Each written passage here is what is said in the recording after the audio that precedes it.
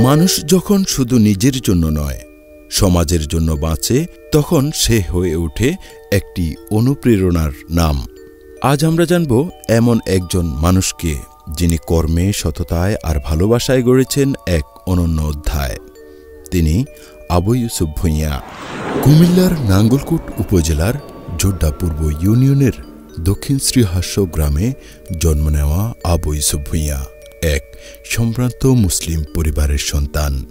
প্রয়াত আলহাজ আব্দুল লতিফের বড় ছেলে ইউসুফ 4 ভাই বোনের মধ্যে জ্যেষ্ঠ। ধর্মীয় অনুসারে বেড়ে ওঠা ইউসুফ ছিলেন একজন কোরআনে হাফেজ এবং দক্ষিণ শ্রীহাস্য নেসারিয়া দাখিল মাদ্রাসা থেকে দাখিল পরীক্ষায় উত্তীর্ণ হন সুনামের সাথে। প্রায় 2 দশক আগে জীবিকার তাগিদে পাড়ি জমান সৌদি আরবের আল কাসিম অঞ্চলে। প্রবাস জীবনের শুরুটা ছিল কঠিন, কিন্তু হার মানেননি ইউসুফ। পরিশ্রম, সততা আর নিষ্ঠায় নিজেকে গড়ে তোলেন একজন সফল ব্যবসায়ী হিসেবে। তার মায়ের নামে প্রতিষ্ঠা করেন 6টি ব্যবসা প্রতিষ্ঠান, যেখানে কর্মরত আছেন 27 জন বাংলাদেশি শ্রমিক। তাদের পাশে থেকে তিনি শুধু কর্মসংস্থানই সৃষ্টি করেননি, দিয়েছেন মর্যাদা ও মানবিক সহানুভূতির ছোঁয়া। ইউসুফ ভূঁইয়া শুধুই একজন প্রবাসী নন, তিনি মানবতার ফেরিওয়ালা। নিজ গ্রাম ও এলাকার প্রতি তার ভালোবাসা আর দায়বদ্ধতা থেকে করেছে এক মানবিক নেতৃত্বের প্রতীক। গ্রামের মসজিদ, মাদ্রাসা, কবরস্থান, রাস্তাঘাট সবখানেই রেখেছেন তার অবদান।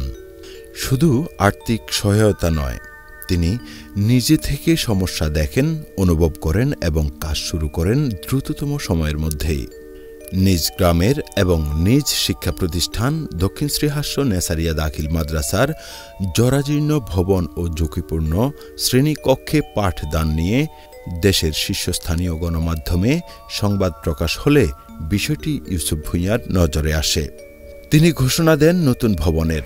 ঘোষণার 3 দিনের মধ্যেই কাজ শুরু হয়, অথচ সরকারি সহায়তার জন্য মাদ্রাসা কর্তৃপক্ষ সরকারি দপ্তরগুলোতে বছরের পর বছর আবেদন করেও ব্যর্থ হয়েছিলেন এবং সেই সঙ্গেই 3 কক্ষ বিশিষ্ট একটি পাকা ভবনের নির্মাণ কাজ শুরু হয়ে যায়। আজ সেই ভবন দৃশ্যমান বাস্তবতা। তাছাড়া প্রবাসী ভাইদের একত্রিত করে তিনি নিজ উদ্যোগে নির্মাণ করেন আরও একটি টিনশেড ঘর, যা এলাকার শিক্ষার্থীদের জন্য একটি দৃষ্টান্ত হয়ে উঠেছে। দুস্থ, অসহায় ও বিপদগ্রস্ত মানুষের পাশে দাঁড়িয়ে তিনি প্রমাণ করেছেন মানবতা এখনও বেঁচে আছে। শিক্ষা, স্বাস্থ্য, অবকাঠামো উন্নয়ন, বেকারত্ব দূরীকরণ, সর্বত্রই তার ভূমিকা স্পষ্ট এবং প্রশংসনীয়। পিতার অসমাপ্ত স্বপ্ন পূরণে তিনি কাজ করে যাচ্ছেন নিরলসভাবে।